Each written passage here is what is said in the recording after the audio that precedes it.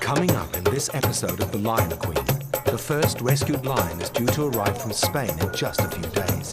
Can Andy and her team build the new enclosure and get everything in place for their new arrival? I know how hard it is to dig a hole. Can a lion that's never been in the wild, never even walked on grass, adapt to her new surroundings? You can go out. And a chance to visit a local orphanage and animal shelter turns into a life and death situation. It's burning! I'm coming.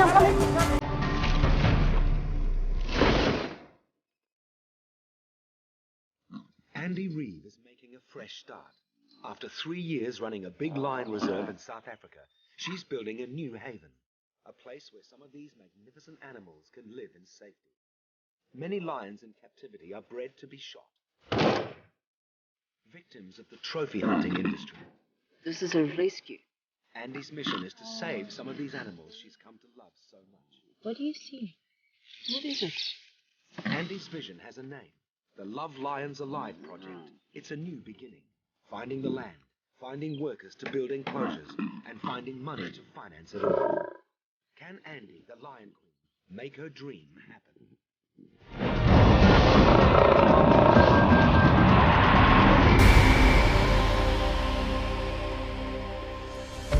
In the last episode of The Lion Queen, after almost a year of searching, Andy finally secured a place for her new lion sanctuary, the Love Lions Alive project at Appen Farm. Stop holding. Oh, well done. But her only lion, Mela, fell ill. Why wouldn't she eat the venison in the first place? At first, she wouldn't eat, but then it became more serious. Somebody must know. We must phone somebody. Visits to the vet didn't give any answers, so Andy and partner Leon took Mela on a long-distance trip to a specialist clinic where the problem was finally diagnosed. Bad news, bones are looking like paper at the moment, and we can't just estimate how much calcium we're going to give. We need to give it a lot. While the diagnosis wasn't good, Mela would recover. I think the prognosis at this stage is pretty good. She's likely to return to normal function.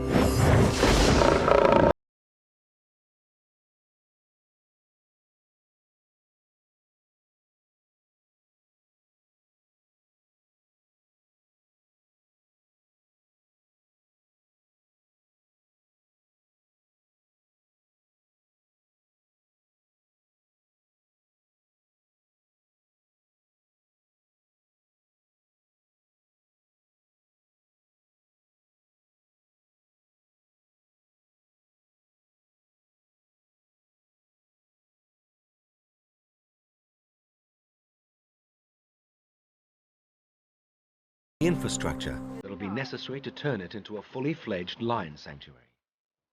After reaching an agreement on the property, Andy set up camp at the foot of the giant rock formation that towers over the farm. A pop-up caravan has been home for her, the dogs and Mela. But in that time, Andy's not been lacking for human company. 2 Norwegian volunteers, Lena and Tala, have been building an enclosure to serve as a temporary home for Mela. It's your home, baby girl. So, are you satisfied? Yeah. I know how hard it is to dig a hole. It's hard work and taking longer than predicted, so Lena and Tala are extending their stay to get the job done. We talked about maybe be here 1 more week, but we want to finish this. But they're planning to come back later in the year, as long as they can bring their dogs with them. So we're going to have lion sanctuary, dog sanctuary with these 2. Speak to the farmer next door about buying a piece of land up here, so divide, and then we'll be neighbors. They're not afraid of hard work, digging late into the evening each night to get the job done. Mela isn't the only lion needing a home. In just a few weeks, Natasha is due to arrive. She too is 9 months old and was rescued from a circus in Spain, where she was kept in confined surroundings and poorly looked after. Natasha is currently being cared for in a Spanish holding facility until a new home can be provided for her. And in another week, 2 more lions will be arriving. That means there's a lot of work to be done. There are no existing enclosures, and this is difficult terrain. Erecting lion-proof fences, isn't going to be easy. I do a fence on the mountains, the places that the other guys don't want to do. Fencer Wilfred and his team are professionals when it comes to lion enclosures. Every job is new, eh? It's a beautiful place. You can see the terrain is challenging. The fencing needs to happen quickly, with Andy expecting several lions over the next few weeks. Roll up last, roll up last, roll up last, roll up last. Appen Farm is a tourist venue, the mountain attracting climbers and hikers, and the spectacular scenery makes it popular for weddings and other functions. For Andy, it's a question of how these spaces and facilities can be adapted to suit a lion sanctuary. It's called the backpackers. And the hikers stay here. They all just sleep in here and then do their hiking. I can imagine this as the living area. Dining room, sitting room, play some table tennis. Really and truly I should be making that into a kitchen. Here. For this, for the volunteers. And then that kitchen remains, that whole thing on that side remains, functions. I had originally been thinking that I would make this into the volunteers' dining room, table tennis, darts, TV, sitting room. No, this would be the big living room. But because there's so many bookings for functions, I'm thinking to keep that and then make the backpackers' barn into a living area for people. Andy has big plans and has brought in Jan, a local builder, to carry out the work. But before making any changes, they must assess what state the buildings are in. We must also check all the fire extinguishers. There's no way this is... All of them are finished. A big place like this needs constant maintenance. It's just dripping down. You can still hear it. Yeah. But I've Have you been up there into the I ceiling? went up there this morning to see where it was. It appears that a previous attempt to fix the problem didn't quite go to plan. I didn't want to ask too many questions. With limited funds, there are some hard decisions to make. How far do I go? What about cosmetics, like finishing up and fixing all of this, repainting it? Just see how it goes with fixing actual things that need to be fixed. Electrics and plumbing and things, yeah. Then you can start doing some things for me that are cosmetic. Like I'd like to clad underneath all the verandas and make it a little bit more comfortable. Yeah. Lena and Tala have finished building Mella's enclosure and are already planning their next trip to Appen Farm. I'll see you at Christmas. I'll That's be fine. home with the dogs. You look after Doe, bring yourself a tent. Well, we've probably got enough tents. They've done a great job, especially for 2 police officers from Norway with no previous building experience. It's the first enclosure to be completed, a big milestone for the lion sanctuary. I'm very pleased. Although Mella will eventually outgrow it, it's vital for securing permits and will serve as a nursery in the future. The fences are just one part of the equation. Andy's right-hand man, Elpia, has just finished running a water pipe to one of the many drinking pools that will be spread around.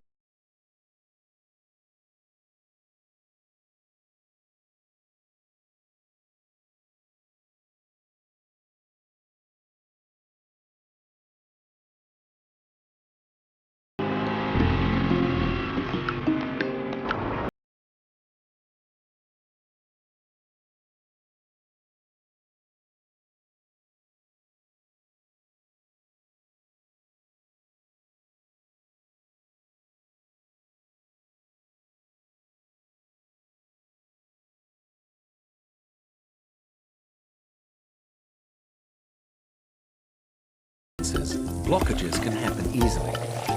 It pays to check they're clear before joining them up. Next, Andy has to impress an organization that can supply volunteers to help run the sanctuary. How many cats are we talking about? Well, I've got one here at the moment. She's here with me. I'll take you to meet her. The rolling terrain at Appen Farm is part of its beauty, but it presents some significant challenges for building the enclosures. This is on an angle, and this is going to become an electric gate. So it should be level for the gate to be able to operate. To make it level means moving a lot of dirt. Financially, it's tight for Andy, and sometimes friends bring in heavy machinery because it will save a lot of time. Vessel Comfort, the owner of Andy, helps out and supplies an excavator.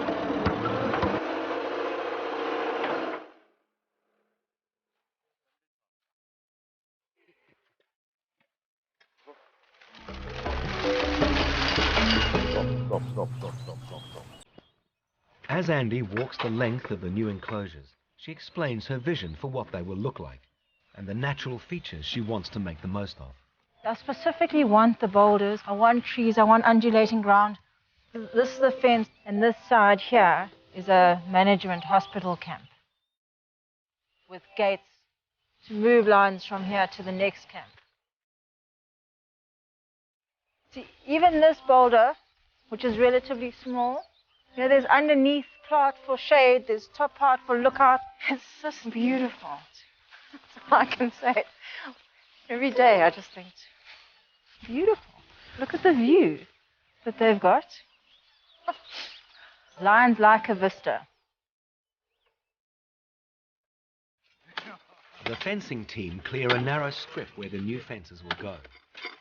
Okay, I want to show you here where you're cleaning. You speak English? What's a fence? Dat is die draad. Die draad. Ja, die draad. Die draad. Hey, kom. Afrikaans, rather than English, is the default language in these parts.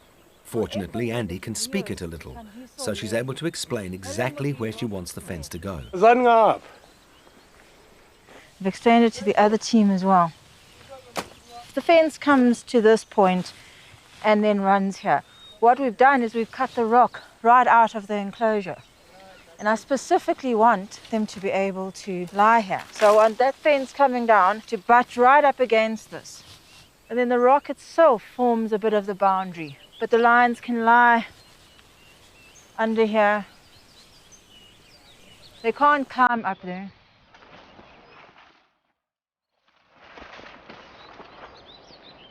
One of Andy's more ambitious plans is for a fence to crisscross a waterway, creating a series of natural rock pools for the lions to drink from.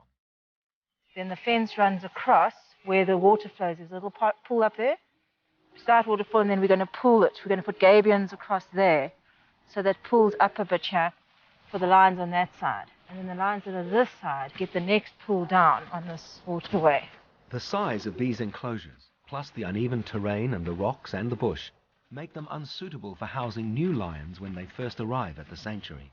When the cub first comes in, like Natasha coming from Spain, she can stay in one of those. That'll be an introductory camp before going into a big one.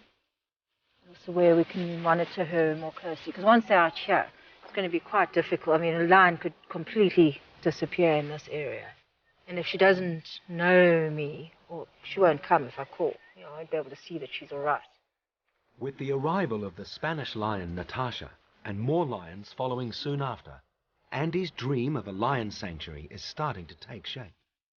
You can imagine that the guests, that's where the guests stay. They'll be hearing the roaring of lions.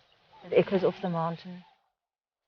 Andy's dream is for the Love Lions Alive project to become a refuge for lions in need, lions living in miserable conditions, or lions bred for the canned hunting industry. She can see her sanctuary becoming a place where they can live out their lives, and people can come to see them.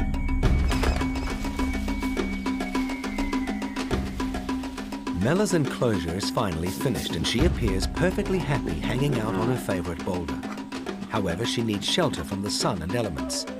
Elpia and Tobisa were given the task of building a small structure. How did it get so big?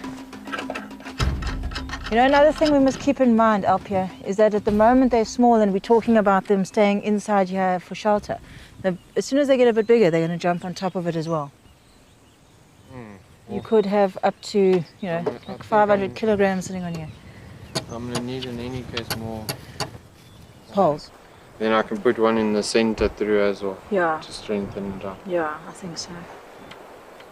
Because that's the only one I have left. Because even though they've got the boulders, I can assure you that if there's something to jump on, they will jump on it.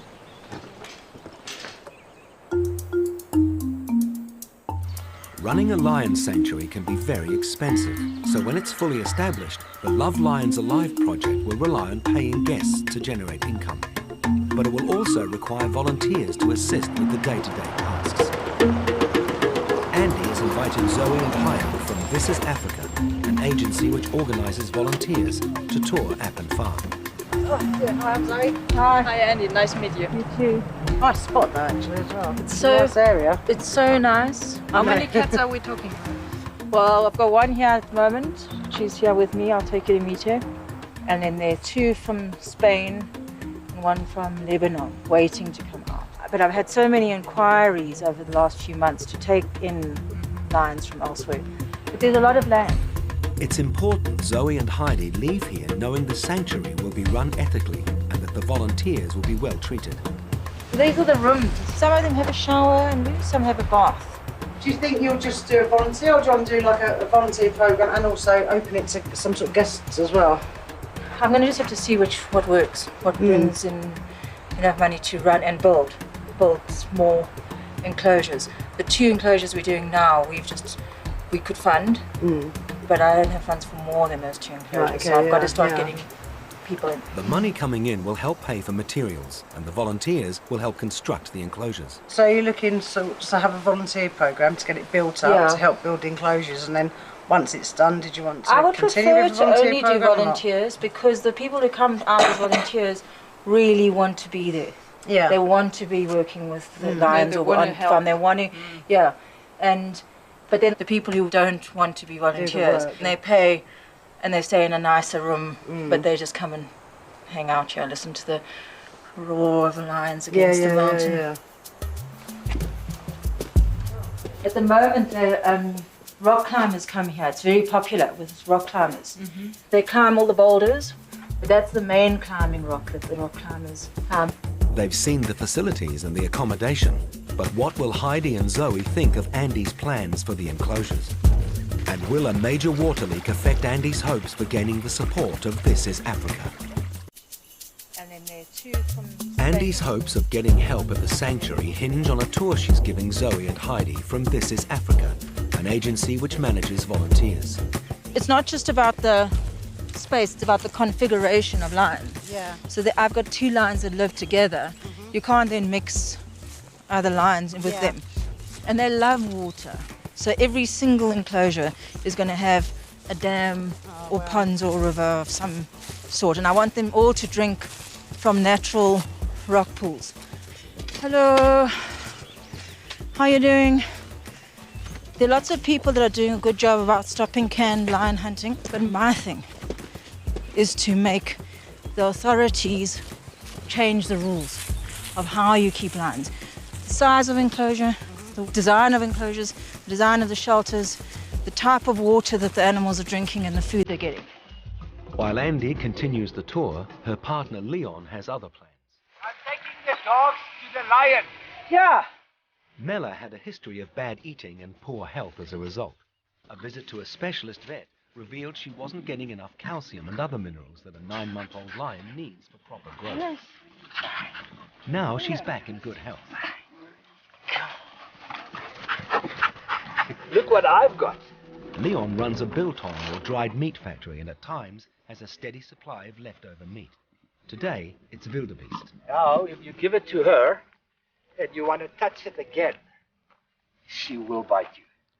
Leon hasn't seen Mella for a week or 2, and while she knows him well, he definitely wouldn't be playing with her while she's eating if she were fully grown. Elpia has finished the basic structure of the shelter in Mella's enclosure. He leaves to get some more materials to waterproof the roof. Since the fences went up, Mella hasn't played with the dogs so much. So this is a chance for her to get out of the enclosure and play like a lion. Such a beautiful day. The mountains are so clear.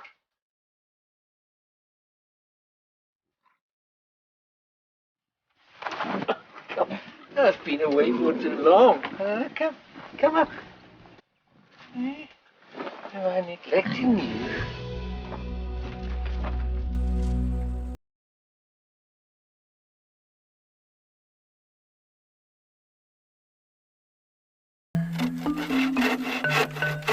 Mella's shelter is finished, but just as Elpia and Tobiso have finished that job, something else comes up. A leaking water pipe further down the mountain. Lioness had to go and Mella can't be left roaming around on her own. So Elpia and Tobiso need to get her back into the enclosure. No, Mela. Not an easy task. Mela, no. No. Let us see. Come, Mela.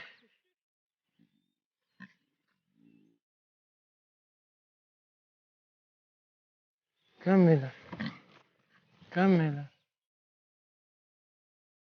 Like a kitten chasing a length of string, Mella follows her favorite blanket through the gate.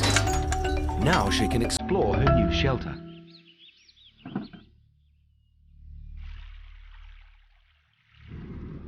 And now Elpia and Tobiso can fix the leaking pipe. It's the dry season and they're reliant on water stored in tanks, so every drop is precious. It can go for months without rain falling, and this year has been particularly bad. The ground is cracking and the trees and grass are tinder dry. Controlled burn-offs reduce the chance of fire, but the risk is always there. Without water, Appin Farm is vulnerable. And while it's not life-threatening, there's also a wedding function happening tonight, so it's critical the water leak is fixed as soon as possible. Elpia tries to close a shut-off valve, but there's no change. The water is still pouring out of the pipe. With not a moment to lose, Elpia races to Jan. She needs to go and close this tap at the bottom. Working together, they find the right taps to turn off. You got a fright. I couldn't get the... I wanted to put it back so I could find a way to close the water. We closed the wrong tap. There was the second tank was draining into the main two tanks. So instead of the top two tanks switching off, it was draining the big tank. So it's under control. Yeah, it's all finished now. They could put the new fitting on and then open the tanks. Totally unaware of the narrowly averted crisis, Andy's continuing to show Zoe and Heidi around the sanctuary. When we started this camp up here for Mella, it was actually a temporary camp that she could stay in until I take over. But my two Norwegian volunteers are so super. They're policewomen from Norway. And they built such a fabulously strong and proper camp that it can't be temporary. They all agreed that the breeding of lions to be hunted is unacceptable. A lot of times they say the hunting helps because the money goes into conservation, but how is breeding helping? Where does it go, really? Yeah, it goes into making more animals to be hunted. Mm. No. That's okay.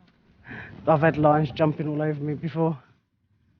I always say to volunteers, 3 things: blood, sweat and tears. So you want the volunteers, they will help essentially bring in manpower and also some valuable funds as well to help get this project going, isn't it? But what kind of work as well? What sort of work? Helping actually building the fencing? I know that the capabilities of the volunteers vary. These 2 girls, what they did was amazing, and then there's some volunteers who can actually do nothing. I had one girl who came out and, can you pick up bones? No. Can you help us burn the fire break? No. Can you? No. So like, what can you do? Also, sometimes they expect me to be with them all the time, and I can't be with them all the time. So I'll have team leaders. You know, I'll get a local person who stays here and who works with that group. I mean, I could have a crew of people that just simply pick up stones to put in the gabions. We've got wattle that needs to be cut. Something else we can help with TIA. It's not just about helping to recruit volunteers for various projects. Also, we do help to try and fundraise with projects as well. Oh, do you? So if you had a fundraising campaign for your project, we can link that into our campaigns page as well. So anybody that accesses our page will find that as well, and then can link straight to sort of like a donation page or button or whatever you've got set up. So, and obviously advertising it on the TIA Facebook as well, it gets out to many, many volunteers, which are quite worldwide as well.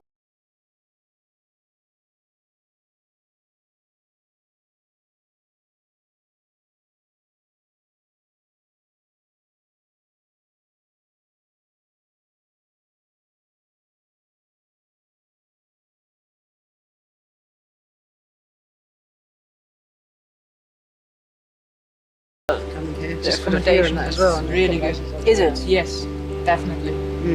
Oh yeah. Meanwhile, the water supply to the wedding function and main accommodation is still turned off. With wedding guests due to arrive very soon, it's important Elpia, Tobiso and Jan fix the leaking pipe. When in doubt, panic. Oh, it's a cut from a spade. Cut that tube, leave it where it is and bind over that tube. I think it's better that we just wait until next week, Sunday or Monday, when we've got more time. Because if the guests arrive and these aren't working, we're going to have unhappy people. It's only a temporary fix, but at least the water can be turned back on, in time for the workers returning from a day in the sun and the first of the wedding party. Appin Farm has been a wedding venue for many years, and Andy hopes to keep it going to bring in much needed revenue.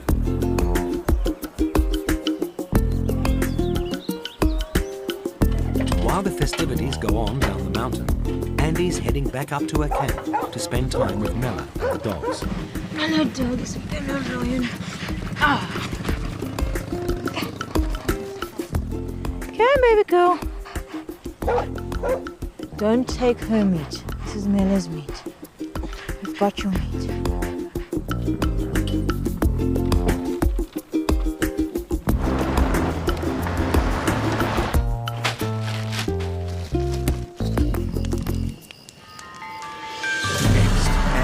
A sudden fire outbreak at the This Is Africa Orphanage and Animal Rescue Centre. Zoe and Heidi's visit to the Love Lions Alive project the previous day went well, but Andy wants to keep the dialogue going, so she's driving to the local headquarters of This Is Africa. Zoe and Heidi work out of a children's orphanage and animal rescue centre a few hours' drive from Appin Farm. As Andy gets near, there are ominous signs. Lightning strikes in the distance, and then smoke on the hillside. She arrives to find the orphanage wreathed in smoke and carnage everywhere. A huge fire has raged through the property. It was absolute chaos. All the kitchen, behind the kitchen and the larder area was just flames, really quite high, about 20, 30 feet. And Millie was leaving with the kids, saying just forget it, you know. The children were moved to a safe area, and everyone else was handling a bucket. We had an inflatable swimming pool in there that kids like swimming in. It was full of water. We just started getting buckets and throwing up against the kitchen. But when we first come in, we thought, oh no, we thought the home was finished, you know. Given the extensive damage, it's amazing no one was hurt. Even the animals appear unscathed, although a much-loved tortoise called Charlie is still missing. All the volunteers that were here, you know, they're all heroes because they saved the home last night.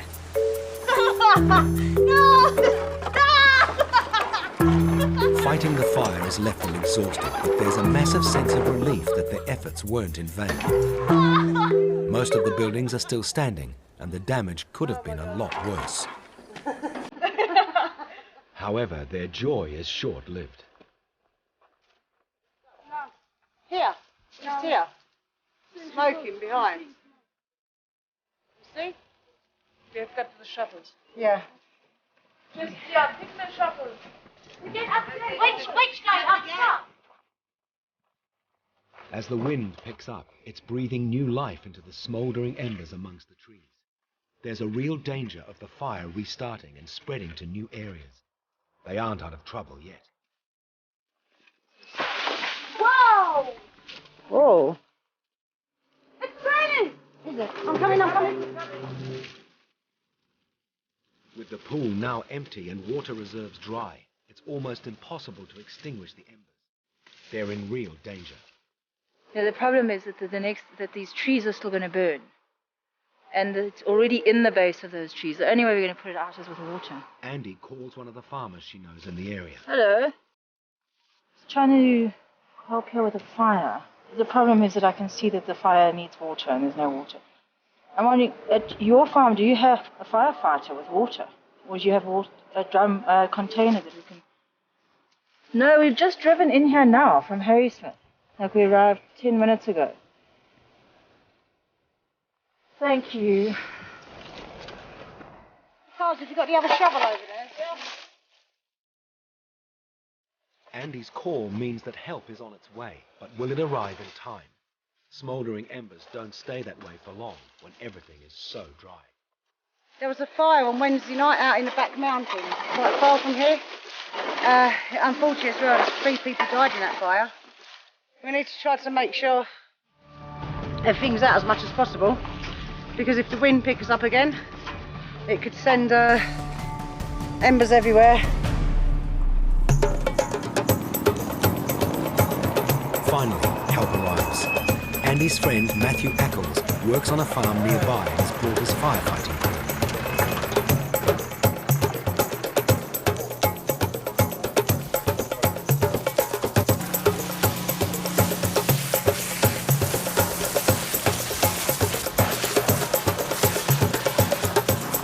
With fire being a constant threat and the chance of it spreading being so high, neighbours lending a hand is to everyone's benefit.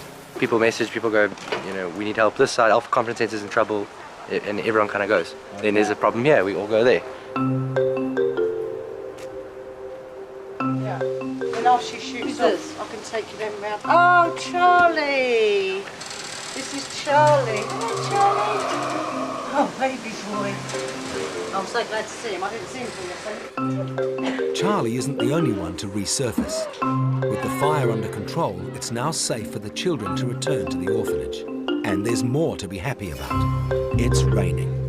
This will put out any remaining embers, and it will replenish their drained water supply. The children shelter indoors with orphanage leader Millie. I see them as my children now because, they've been with me so long.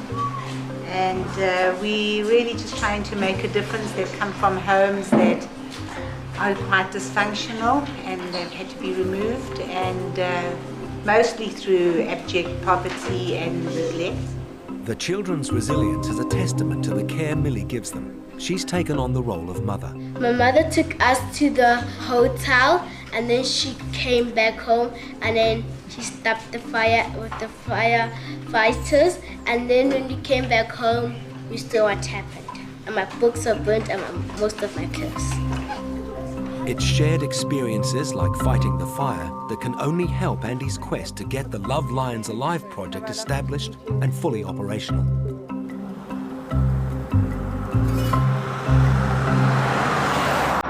For that to happen, there's still a host of things Andy needs to sort out, and new problems surface every day. Like Andy's plan for a series of rock pools in the lion enclosures. The stream is only a trickle at the moment, but it's the dry season. In the wet season, the stream will become a raging torrent. The danger is that with such a huge drop from the mountain above, any debris caught up in the waterfall could easily smash right through the fencing, allowing the lions to escape. There's a big concern, yes. With limited time before the Spanish lion arrives, it's a huge blow. Making a rock pool here Yeah, at the bottom of the spring. where that fountain comes Yeah, out, where the yeah. fountain comes out. Andy and Wilfred struggle to come up with a plan. Most of the poles leading to the stream are in and the mesh is going on. Any significant changes to the fence now could prove costly and very time-consuming. This is not stable, this is definitely not stable ground. Eh? Yeah. There will be water coming down here. At a hell of a speed. At a hell of a speed. I think you still have to do gabions there, or put rocks in there as for breaking. The gabions and rocks will act as breakwalls, diverting and diffusing the water pressure as it rushes down the hillside. But it means there's even more work to do before lions can go into these enclosures, and both are going to be needed very soon. The Spanish lion isn't far away, and Andy's expecting 2 more young male cubs which have been recently rescued. They were bred at a lion farm like this one, and were destined to be 2 more casualties of the canned hunting industry in South Africa. How many camps are you going to end with? There may be no end to it. Depends how many lions need to come here for sanctuary. I would ideally like to have at least one roaming ground here, so that we've got all these enclosures, that they meet up onto one really big area, and then you allow different groups out at different times into that roaming area, so that they get a chance to have a big area, and then I'll put those guys back into their enclosure and let another grow up. Next, Andy heads to an international lion protest march in Cape Town. While the last of the fences are being completed, Andy travels to Cape Town to be part of a protest march organised by international animal welfare organisation Four Paws.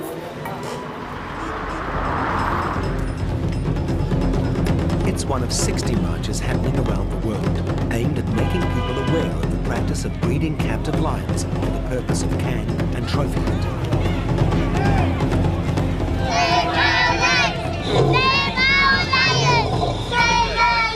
Ban can hunting! Ban can hunting! Save our lions! Save our lions! Save them now! Save them now! Currently, breeding lions for the hunting industry isn't illegal in South Africa. They claim that hunting is the only way to save Africa's wildlife. They claim that hunting creates jobs. They lie.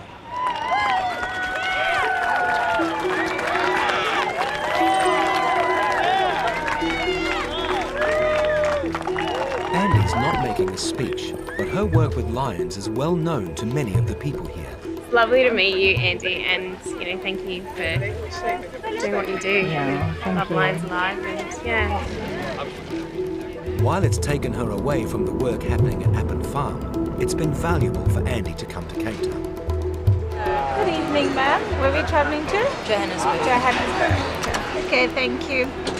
Participating in the march was an affirmation of what Andy's trying to achieve with the Love Lions Alive project. When I was with everybody and we were actually walking and you saw people on the side of the roads with thumbs up for the whole thing or hooting and agreeing with what the marchers were saying. The guys were chanting and they were saying, stop canned hunting, stop canned hunting, stop killing our lions. So as the march progressed, I really started feeling supported and made me feel like there are other people who feel what I'm feeling, and they're willing to do something about it. Then they've got the power to do something about it. Andy's renewed enthusiasm is going to be put to the test over the next few weeks.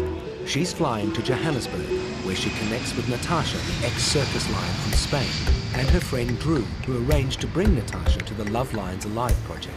Yeah, she lands in 15 minutes. Do you think it's fine to park in these? Yeah, because we're going to need to reverse your car up to here, so they can just load her straight onto the Drew is the CEO of Captured in Africa, an agency that runs ethical photography tours of Africa's animals. She's brought some of her team along to help. They've been working hard to get Natasha out of Spain for several months. how did Natasha come about? Drew. It's my fault. Yeah. They're trying to bring about awareness in Spain with regards to what's going on in the circuses and stuff like that. The lion was confiscated, and then that's when she contacted me. And then obviously the first person was Andy. What's the time now? Okay, so she's obviously just landed. Natasha may be in South Africa, but there are still hurdles to cross. Every bit of paperwork is checked, and permits must be in place. And as her crate is shifted into the loading bay, they can only stand back, watch, and hope everything goes well. We can see that in the crate. Frustrating. She's sitting over there and I just want to get her. I just want to hug her until it's all right, but I can't because she's alive.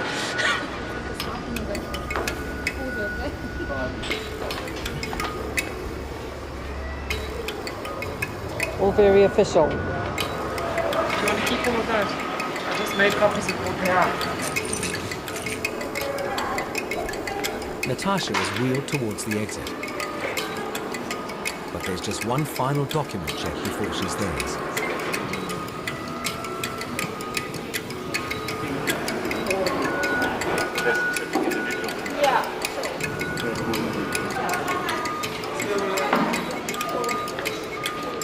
It's their first chance to see Natasha and to see what state she's in after her very long journey.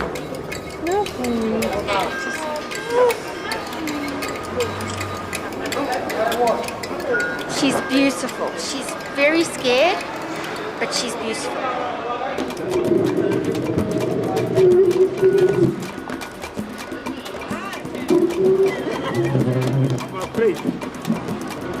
All right. It's gone very well. So we just now need to get a frightened little kitty back to Love Lions Alive. I can smell her. She smells when she's afraid. Finally, they're underway. But we've now got that whole journey home. It's such a long drive. I just want to get her home. Back home, Leon and the team are keen for an update. Hey, how's the lion? She's very scared. I didn't speak to her much because there were so many people there. Yeah. That I thought it's best if she stays in her sort of zombie, semi-comatose state. Let her just lie there like that. I'll start speaking to her when we get home. Halfway on the long drive back to Harrismith, Andy calls Drew, who's following behind. Hello? I want you to look on the left. They stop to check on Natasha. I need to learn Spanish. Hello. Oh, baby girl. She's repositioned herself. She's opened her body forward, so she's not all scrunched up in the corner.